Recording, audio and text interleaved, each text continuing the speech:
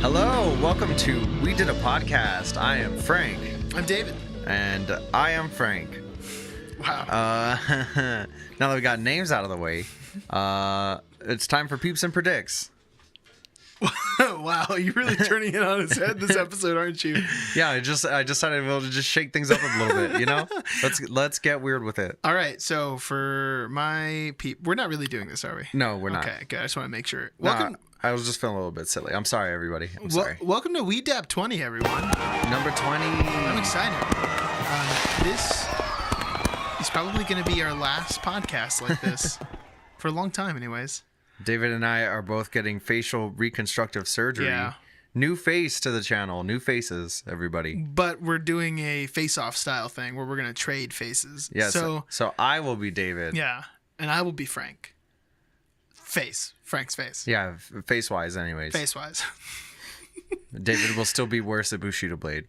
Oh my gosh. You got so lucky. We need a 2 out of 3. I see what Frank's trying to do here. He's trying to derail me on this 20th episode. It's a glorious episode, everyone. Frank's got something in store for you. We're going to have a special guest on next week. Not next week, next installment. And I think he's a familiar friend of the podcast. A familiar face, a familiar friend. Yeah. He's not switching faces. He will still have the same face. He'll be consistent. Yes. Well, Frank, is it time? You know what time it is. Here we go. Oh, that's interesting, everyone. Here it is. It is. Oh, that's very interesting. Did you want to share yours first today? What current event or, I don't know, recent discovery would you like to share with us? David, I would like to talk a little bit about, I don't know, this topic might be kind of dry. Sometimes in science, you don't get to deal with like very exciting things. It's going to be ridiculous. Talking about lasers and aliens, David. I fooled you. It's very exciting. Not dry at all. So juicy. So juicy, in fact. Wow. I don't know if lasers are juicy by definition. Lasers are very juicy. Have you ever tasted a laser? It's just like Starburst. Lasers is how they make Starburst so juicy. We do not recommend that, nor are we doctors or anything. David speaks Any for kind of professional. Himself. No, I speak for the whole channel. Eat a laser. I'm keeping us out of legal troubles. Eat lasers. You're ridiculous. Okay, so what do you got about lasers? So there's an MIT graduate student by the name of James Clark.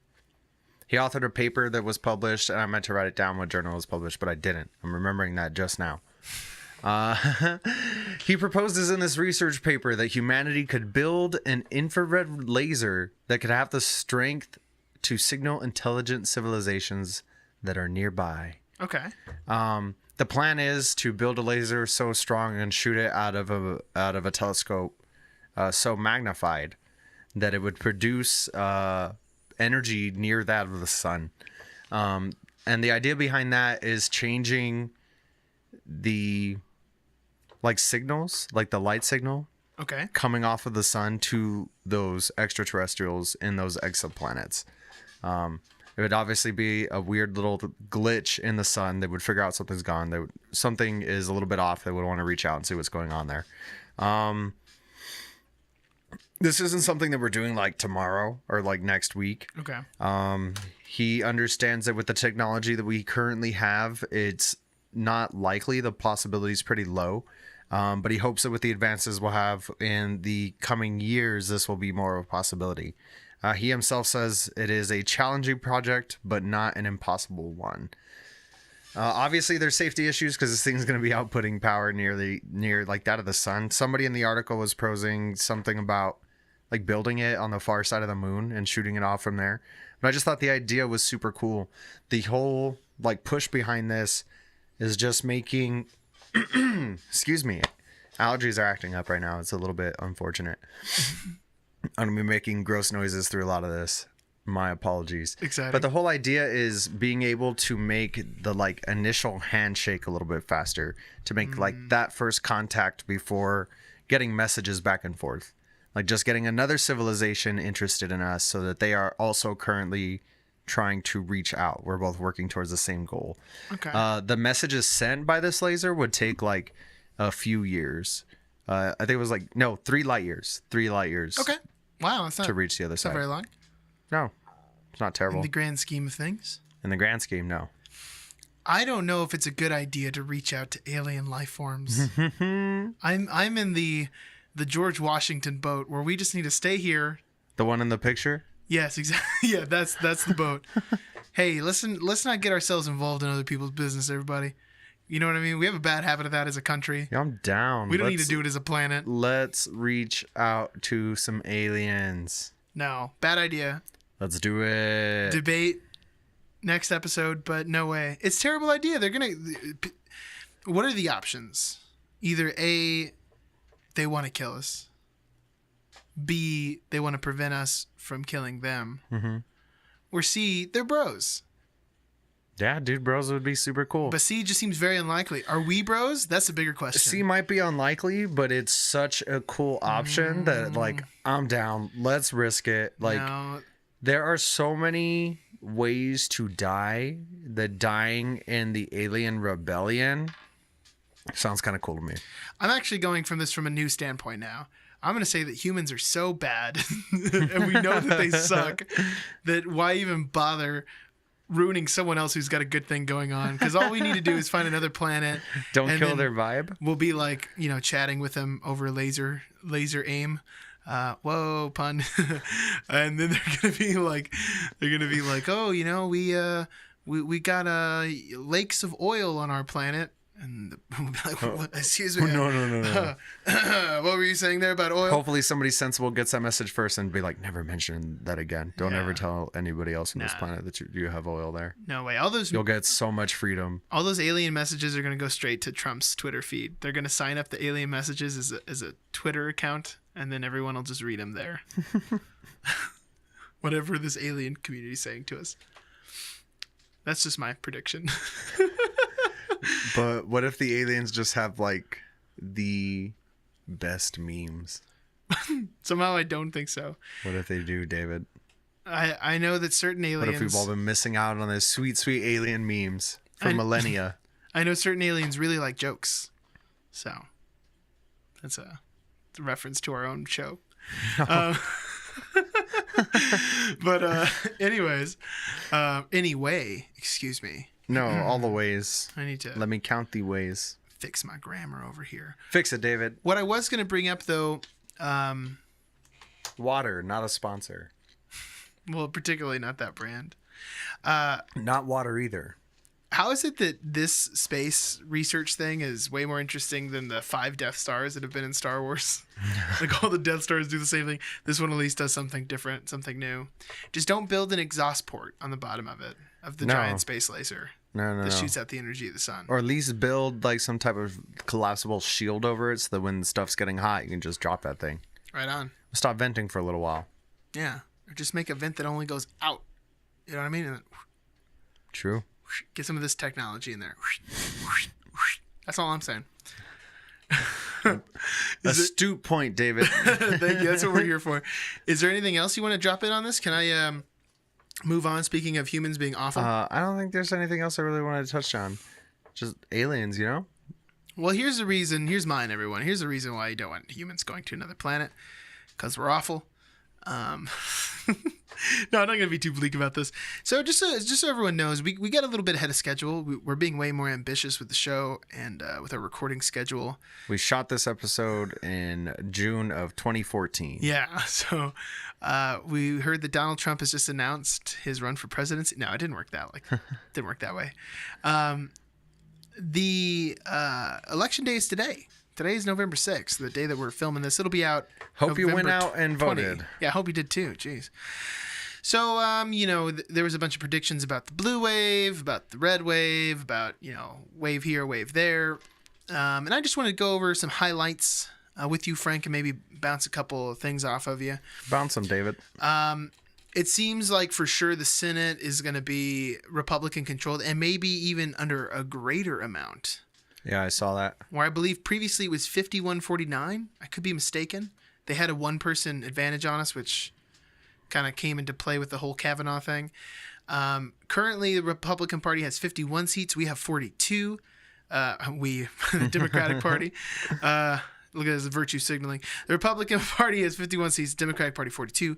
Other parties, 1%. I'm not sure which party that is. Probably Libertarians. Pickle party. Green Party's not winning anything. There are still 6 seats undeclared, but at the moment, it looks like that's going to remain in an even stronger Senate grasp. Either way, even if we get the remaining 6 seats. Yeah, even then, we'll be the same spot. So, before I go into the House part, the Senate race was particularly close in Texas. And unfortunately, and this one I am going to just say straight up because Ted Cruz is awful. But unfortunately... I think fans of the channel know how we feel about Ted Cruz. Yeah, no, right? Well, I think just like people in general have the same opinion about Ted Cruz, but apparently not. So you would think. Yeah.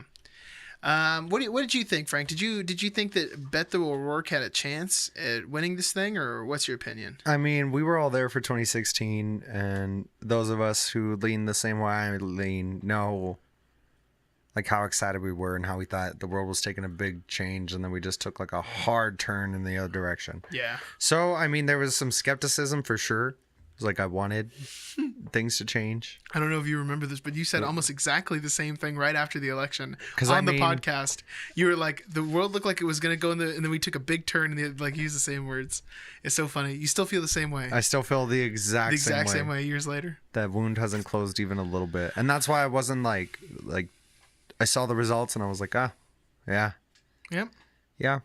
Even earlier when we had, we were looking at results coming in before we started the recording today. And Beto O'Rourke was ahead a little bit. Yeah. He had like pulled ahead. And I even said, imagine, David, like. Imagine. Whisper of a dream. Imagine. No, that's not going to happen. A Democrat in Texas. Well, it's close. Here's my big takeaway from it, though. Take it away, David.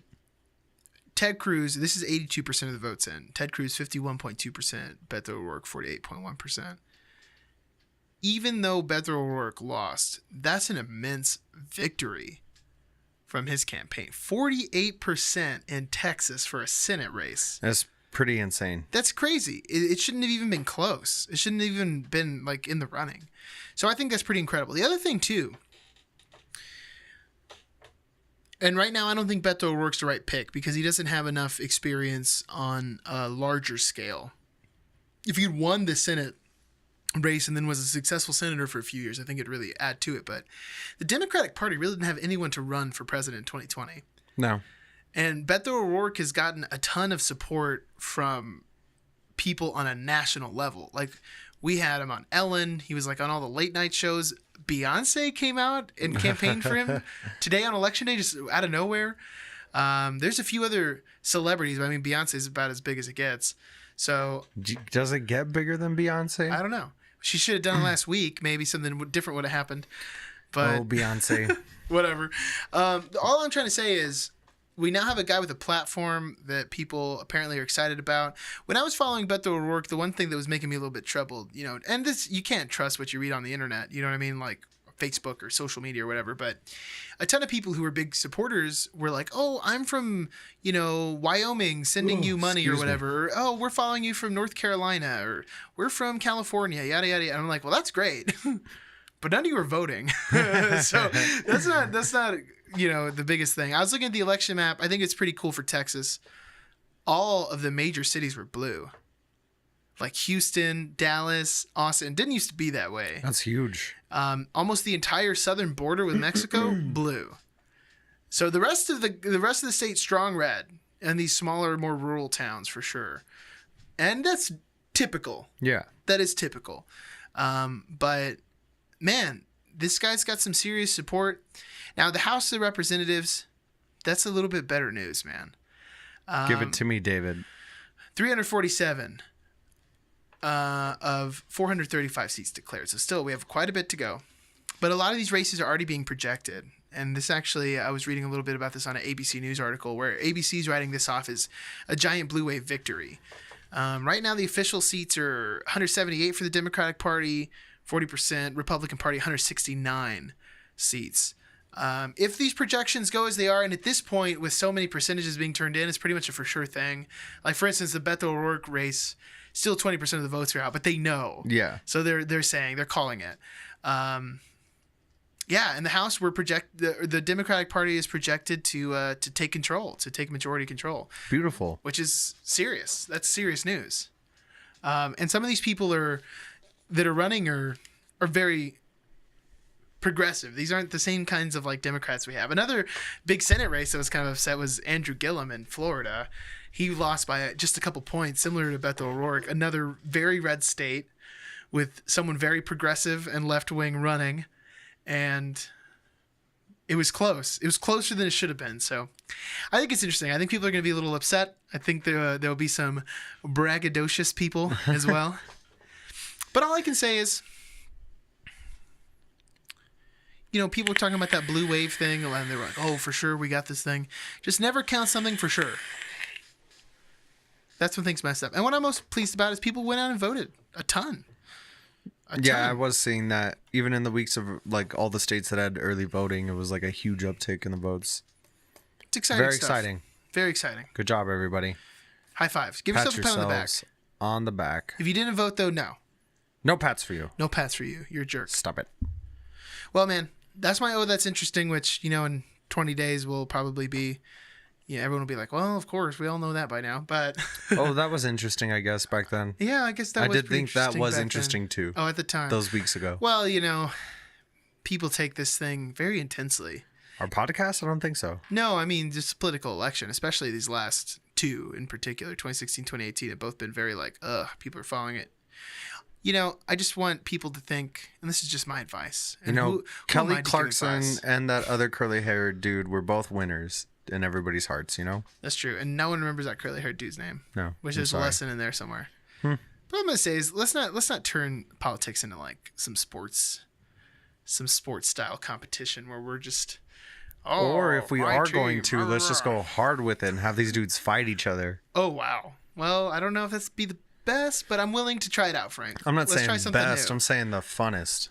The most funnest. The most funnest. Perfect. Nailed it. Perfect. End the episode. Roll credits. Wow. Wow. We have no credits. Okay, so what do you have for me today, man? Let's move on. Let's go to our old classic, Unprepared and Unresearched. For the 20th episode, we brought out one from the OG days. Frank's got some topic for me. Something. I don't know what it is. Somebody knows. I do have a computer in front of me, so I'm going to be typing like a madman to sound as smart as possible. So, well, David, I wanted to come prepared because of when this episode is coming out. I believe we're going to be hitting like the last week of November. Yes, sir. There's already going to be Christmas music playing in the stores. Christmas music is already playing in the stores. Yeah, I know. What are you going to do? People are going to have decorations up. Shut up. I'm doing my spiel.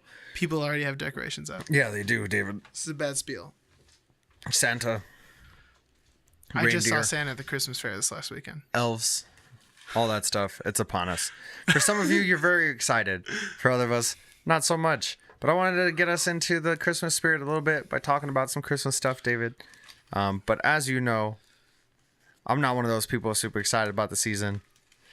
So we're going to be talking about some Christmas crimes, my friend. Oh my gosh. Christmas Crimes Part 2.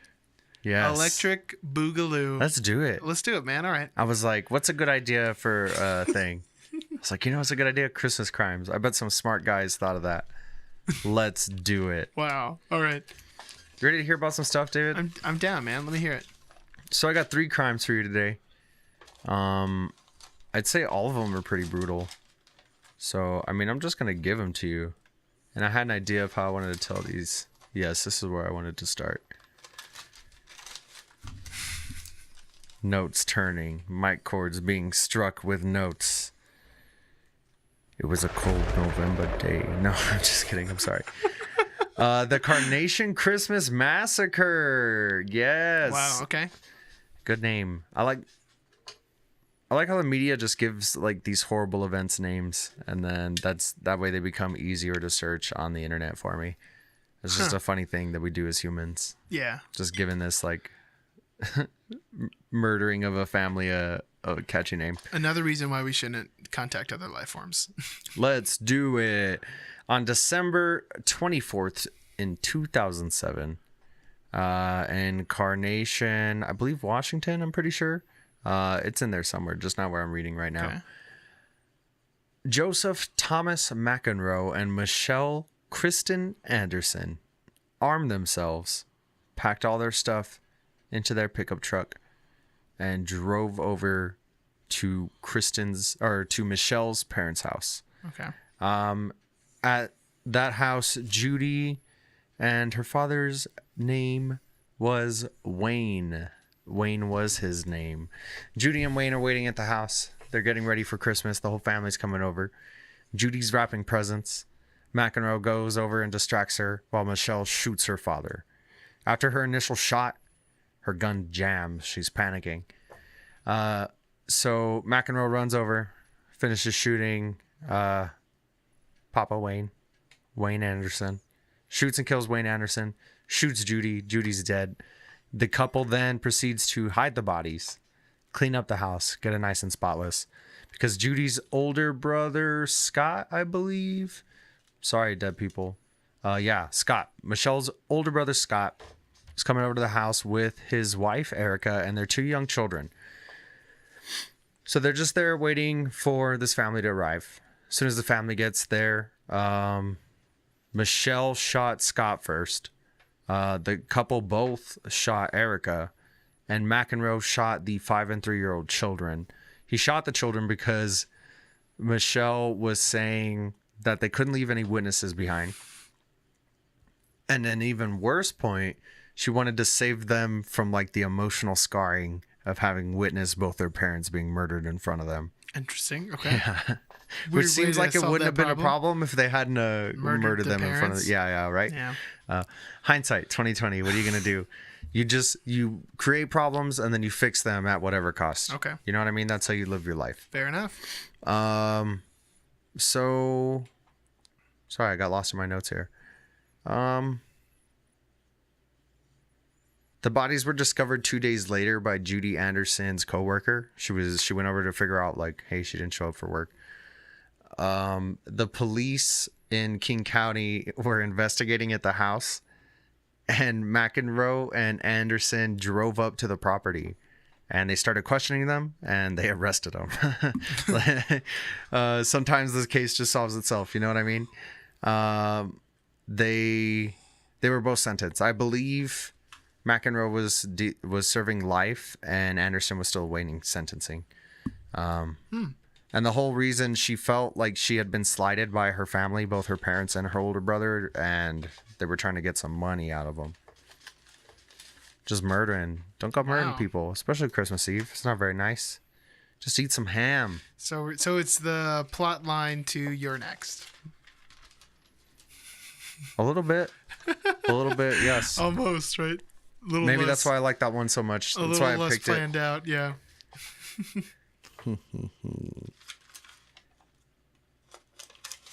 What else you got in there for me, Frank?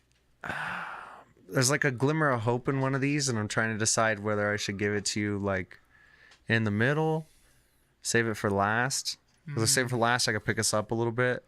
But if I put it in the middle, then I just leave us down in the depths. Well, that's up to you. It really is, David. It really is. Let's see what's going to happen. Okay. Murder of the Lawson family. We're going to kick it a little bit old school on this one. This one happened not as close as like 2007, 2005, 2015. Back in 1929 in Germantown, North Carolina. Wow, North Carolina. North Carolina. That's 2 mentions of North Carolina this episode. It's weird. Yes. So put yourself late 20s, getting ready to go. Not so much roaring anymore. We're dwindling down into the 30s. We're in this rural town in Northern Carolina. We are in the days leading up to Christmas. Charles Davis Lawson took his wife Fanny and their 7 children, because when you got a farm, you need somebody to work that farm. You know what I'm saying? Yeah, you do. Build you that workforce. Children's names were Mary, Arthur, Carrie, Maybelle, James, Raymond, and Mary Lou. Takes the whole family, rounds everybody up, go into town. Go on a little spending spree. Everybody gets new outfits, and they take like a family portrait has a new portrait taken of the family. And this is kind of weird for them because they're like a not super well off, like rural family. Okay. It's like close to Christmas. You don't just go out like on a big spending spree. And this is one of the reasons they think his crimes that we're about to get into here were premeditated. They think there was something going on here. Here we go, David. All right. On Christmas Day, Lawson first shot his daughters, Carrie and Maybelle. They were heading out to their aunt and uncle's house. They were like at the edge of the property, and he shot them both, bludgeoned them both to make sure that they were both dead. He walks back to the house, finds his wife Fanny, sitting on the porch. Not sitting. I believe she had walked out to the porch because she heard the gunshots going off. Okay. Kills Fanny. One of the older daughters, let's see, Mary, older daughter Mary, was inside. She starts screaming, and the two younger boys hear this screaming. They hear the gunshots going, and they start trying to find like a place to hide. Lawson, man on a mission, just walks into the house, shoots his daughter Mary, finds the two young boys, shoots them, and then he bludgeoned the baby to death. Oh my gosh. Arthur walked himself out into the nearby woods, shot himself several hours later. The only survivor was the eldest son, Arthur, who Lawson actually sent out on an errand, like right before he committed the crimes. So I guess favorite or least favorite. Now he's got to live with it. Depending on how that mindset was going. True, not a great mindset. And speaking of his mindset, I didn't have it in my notes, but I thought it was interesting. I knew I would just remember it. It was several hours later that he shot him. The detectives were already like alerted of the crimes, and they came over because people heard like the gunshots at the house. Yeah. They alerted people. They went over. He was so close by in the woods, and there were so many people gathered at the house. They already knew what had happened. They heard the gunshot go off, and two police officers ran out there, and they found like tracks around a tree, like he had been pacing for like a long time before he shot himself. Whoa. It was definitely like super messed up in the head. Whatever was going on there, my goodness. And the bodies of the family were all found with their arms crossed over their chest and with a rock placed underneath their head. Huh. So not like the most rational thinking going on. There's something there. I'm not like a profiler. Yeah. If you are a profiler, let us know what's going on there in the comments below. Yeah, that's crazy. That's well, I mean, these are all pretty unsettling, but the rock thing seems weird. Why a rock? The rock thing is super weird. Yeah. And I don't know enough about like all the mythos. I mean, that's got to mean something, yeah, right? It's not like a TV show like, oh, this guy secretly was a professor of like this ancient, like it's not anything like that. But yeah, the rock thing was super weird. Yeah, why not a pillow or something? Why not a pillow? I kept like reading back and forth, like, but a rock. Went outside, picked out a nice rock. And there's no concrete answer onto like what his motives were, and there are like theories, and I'm not going to get into them because some of them aren't like the most comfortable topics to talk about. So if you are interested, go ahead and do that research. But just to save some of our viewers, just going to leave that out of there. Some uncomfortableness. Some uncomfortableness. Yeah. It's my job to make you uncomfortable with my own creativity and gross noises. I don't have to take the cheap route. You definitely brought the gross noises, for sure. David, are you ready for our last crime? I'm down. Let's see. What's going on here? What kind of crime do you think it's going to be? Probably another murder, I would guess. I hope there's no families involved. You know, it's a time for family, and that's just what I want to remind everybody. Christmas, family time. Family time. One more delightful story. Here we go, folks. Here we go. The Covina Massacre. What? All right, so this one we're heading to December 24th, 2008. We're in a suburb just outside of LA known as Covina, California, which is a suburb just outside of LA called Covina. Wait, what? What's up? Nothing. You're ready? just confusing me. Yeah. I don't understand what's confusing, David. Bruce Jeffrey Pardo knocked on the door of his former in-laws' house. Are you trolling me right now? I honestly don't know. I can't tell anymore. David, what are you doing? I'm just trying to read you a story about family together on Christmas. Okay, look me in the eyeballs. I need to see that you're being sincere. David, you have lovely eyes. Oh, thank you. So do you. You know we've talked about this story on the podcast before, right? David, I'm just trying to tell you a story okay, about a family together on Christmas. I'm so confused. Okay, go ahead. I'm going to see where this is going. Better not be a description of Gladiator. Bruce Jeffrey Pardo knocked on the door of his former in-laws' house. Pardo was dressed in a Santa suit, holding a gift wrap box in one hand and a 9mm handgun in the other. Stop me if you've heard this one before. Pardo's 8-year-old niece was the first one shot. They opened the door.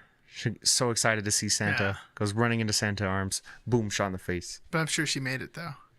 David, you're just gonna have to wait till the end of the story to find out. I'm just saying I think she survived. Don't ruin this experience for our listeners, David. I'm just trying to tell them a story that none of them have heard before, that I've never heard of before. I thought this was very interesting.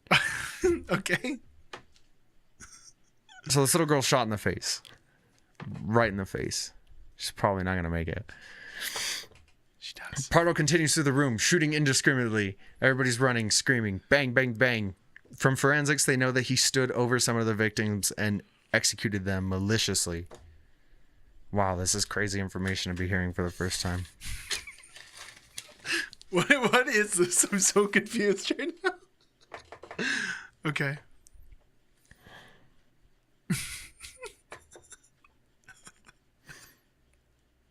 When he was finished shooting, Pardo then unwrapped the box he brought in him. And to everybody's surprise, at least to mine, and all of you, because it's the first time you've ever heard this story, there's a homemade flamethrower in this thing full of racing fuel. Oh, okay. And he set that house ablaze. Wow. 9 people were killed either by gunfire or flames. I bet it took hours for the police department to put the flames out. As a matter of fact, David, it took an hour and a half. That was a very astute guess of you. You must know a lot about fires. Well, I hope since he you have just no didn't- prior knowledge of this crime. I hope he didn't burn himself because that Santa costume probably got like stuck to his skin or something. He burned himself really bad.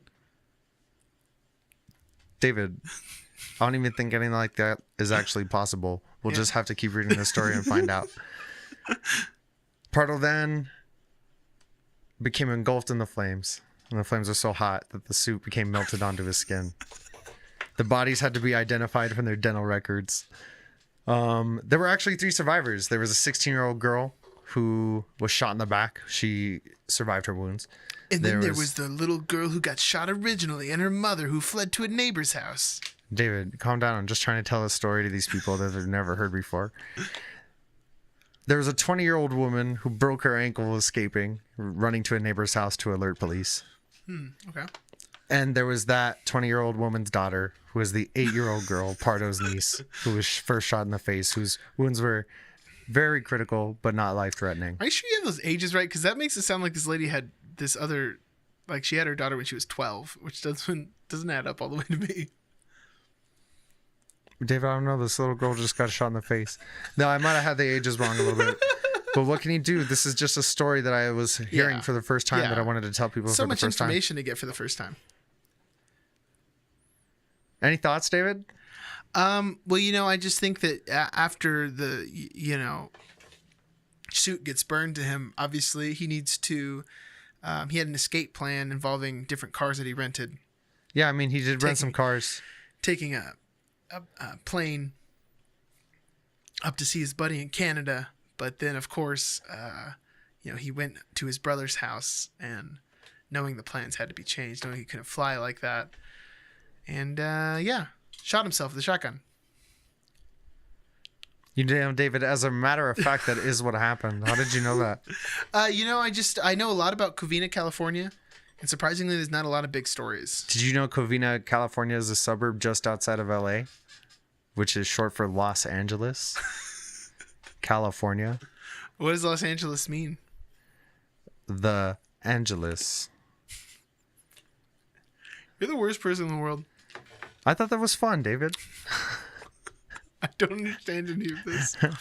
Sometimes you just got to tell people a story that they've never heard before. Sometimes, yeah. And that's not what happened today.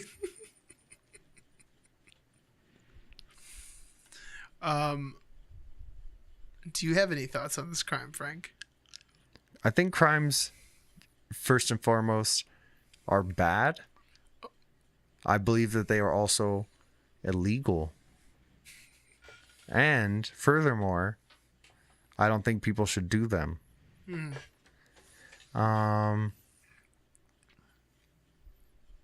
Christmas time, families, murder, destruction, blood.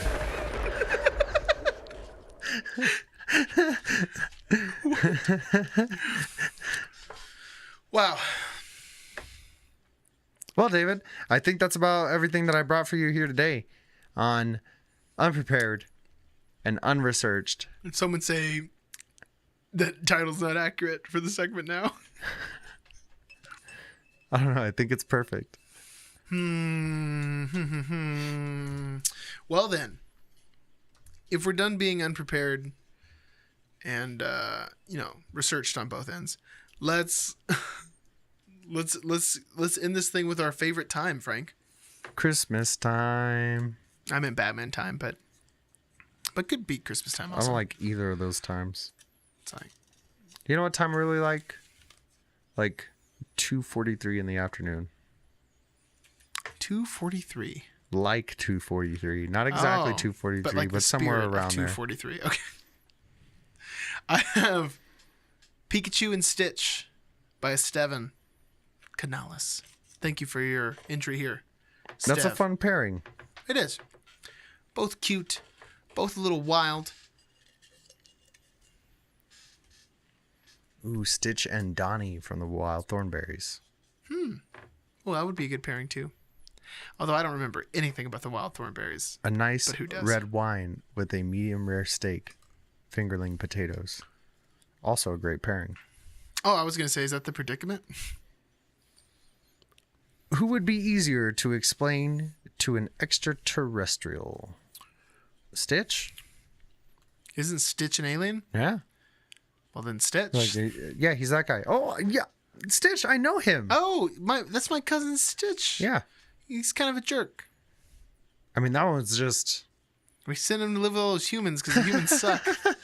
We don't like Stitch. He's really annoying. I don't know. We were all just hanging out here, and then a laser came into our space here. So we found you guys, and now he's there. Yeah. What would you say for Pikachu? Oh, he's like a symbol of commercialism. Yes. He's an attempt to brainwash children. I love you, Pikachu. Let's.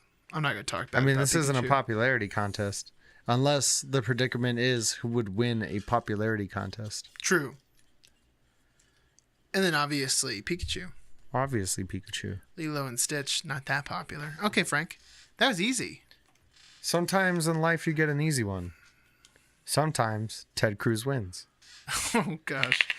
Who is a better topic for conversation between total strangers? Stitch or Pokemon?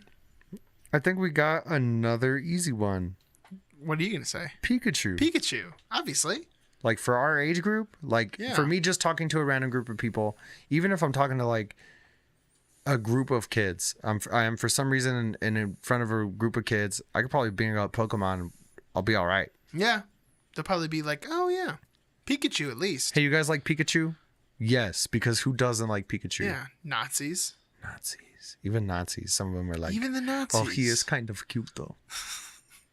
That sounded more Russian, but I'll give you credit for it. If you're not watching the video, there's just a hint of disappointment in Frank's eyes when he knew that I was right. He was like, oh.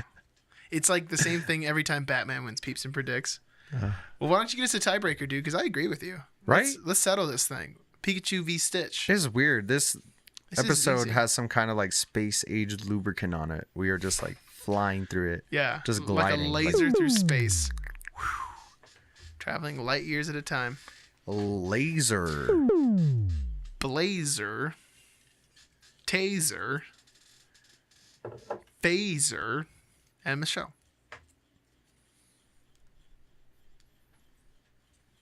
Are you ready? I am, man. Who do you think has a more fascinating secret history?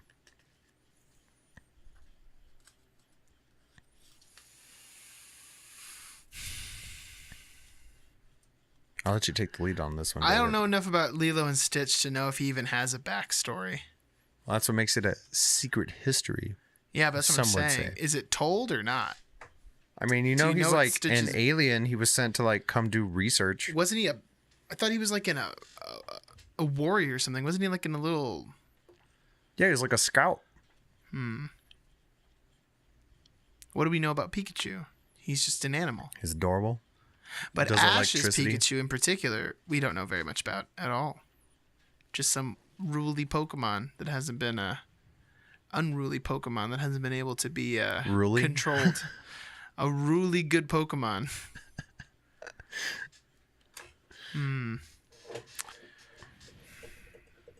It's tough.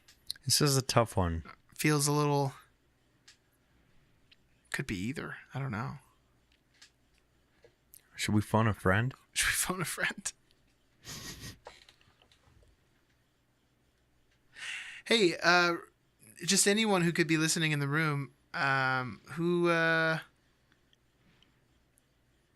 would you pick in a decision between who has the bigger backstory or the secret? What is it? Secret backstory? Yeah, who has the most interesting secret history? Pikachu or Stitch? Man, just if there was somebody else on his set behind Yeah. camera somewhere. Huh, Interesting. I felt something. It might have been Ghost Baby. Huh. Why don't you get over here and give us your argument? Why don't you come closer to the microphone? Let's get a little bit weird with this. Okay. Let's scoot over just a little bit. Oh my God. Is that Brandon from Apollo City Comics? Hello. Hey. Hi. Hey. So, let me tell you why Stitch is gonna win this. Okay. I didn't listen to anything you guys were just talking about. That's Okay, good. good. That's good to That's know. the best way Which to is do great. it. It's a team effort hear. here at David Yeah. and Frank and Beans. Yep. Yeah, don't even know what's going on. So I don't know a lot about Pikachu either. It was what made in the lab, right? Maybe? No? No, he was just Pokemon you are are just at the wild lab animals. when you get him. Yeah. No. Nobody makes live animals in a lab. Oh, wait, what history? He was born. So what? Yeah. Stitch was born, and then he came across space, It's true. and he's in Hawaii.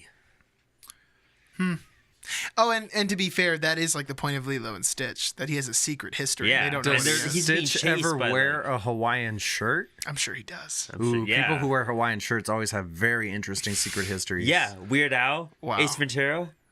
Okay, that's enough from Brandon. You know, that's a We very don't need good Weird point. Al being brought up Both every the episode. Hawaiian shirt and the enough of Brandon points, they're very solid Yeah, points. I think so. These are points that I would agree with. Okay. But backstory wise, Stitch. Okay. Who went for Stitch? We both were kinda hadn't stuck. decided, but you Yeah, know what? we You were sold unsure. us. Oh, yeah, But Stitch all I the think way. you Stole gave us us. the arguments that we Yeah, needed. because I mean, more Pikachu's could be born. Yeah. But I mean, this guy's running from the law, and he's like, Space fugitive. Oh my Yeah. God, you're so Yeah, right. He's so, yeah. Brandon, how Come did we on. not see this? Brandon, thank you so much. Thank It you. was so lucky that you just happened to be here slightly off camera. yes. Applause. Have a good one. Watch Check out all the Apollo wires City on your Comics. way out. Yeah, don't trip on anything. Check out Apollo City Comics and David and Frank and Beans and Podbean and iTunes Did you say and Poppy? and Podbean. Oh, right? she said and Poppy. I am I'm Poppy. Poppy. Poppy, I still haven't heard from you. I am Podbean. Poppy, I still haven't heard from you. You're silly. You're a silly person. You're a silly person. Brandon's staring at something like something went wrong. Uh-oh. How wrong is it? Video recording has been stopped. Oh, no. Oh no. Where? Accessory has. Oh, what the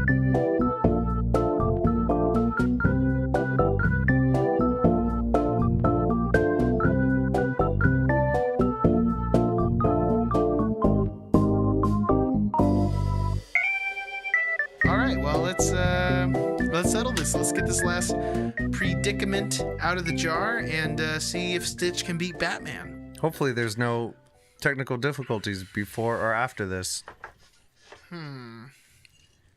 Doesn't seem totally legit what he's saying right now.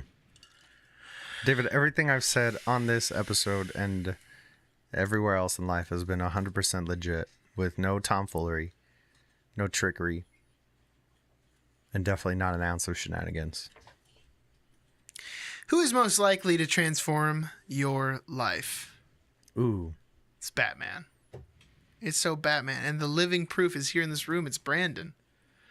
How many people can you say Stitch has changed someone's life? Honestly, how many people are like, that's not even their favorite Disney movie. It's not even that great. It's not even their favorite animated Disney movie from the 2000s. It's not even that great.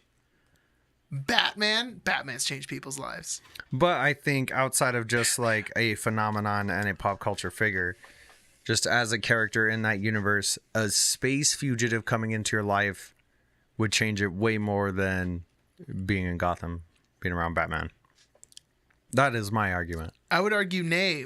And my opposition to your argument is that if you're living in Gotham, Batman's going to have a huge impact on your life because he's literally controlling like the crime, who's in charge, who's out on the streets. Stitch's story was so tiny. It affected one little Hawaiian family, maybe more. Just that one little story. I haven't seen this movie That's all in a long that we time. know of the Stitch universe. Just that one little moment in Stitch's universe. If Batman had only one movie, we'd have the exact same problem. Be like, oh yeah, true. Batman has just affected this one family. But that's your proof right there. Batman has a wider range because he has more stories told in more settings that We've affect already more established that Stitch has a secret history. That's why you don't know about all his stuff. Yeah, but then we just don't know. You know what I mean? There's no proof there. You can't just say something's true without proof being there. I disagree. Because apparently you can. I watch the news. Apparently you can do that, David. Hey, we're talking about legitimate arguments. We're not getting into politics, Frank. Not on That's this true. channel. We're all about integrity This channel and not is having politics shenanigans. free, everyone. No politics on this channel, except earlier, like an hour earlier. Yeah, what are you going to do? No. I mean, that's all I got. I don't have anything else. I was just trying to delay the inevitable on this one again. So if we get Batman another 20 wins on this channel and we're like on episode 40, you have to like wear a Batman t-shirt. I think that's fair. I don't know about that. I don't know if it's necessarily fair. What about Batman underwear? They won't even be on camera. You just have to wear them. I'll just have to wear them. I bet they'll be tight because they'll be like child size. Yeah, I'll buy them. They'll be tiny. Oh, God. No, I'll get you the proper size bat undies. Just be fidgeting the whole episode. If you have any suggestions for peeps or predicts, email us at davidandfrankandbeans@gmail.com. Right on. If you have any comments, leave them below in the comments section. Like and subscribe. If you're listening on iTunes, give us a review, rate us. If you're listening to us on Podbean, congratulations for listening to us on Podbean. Someone's got to do it. Someone's got to do it. I guess no one's got to do it. Thank you. Thank you.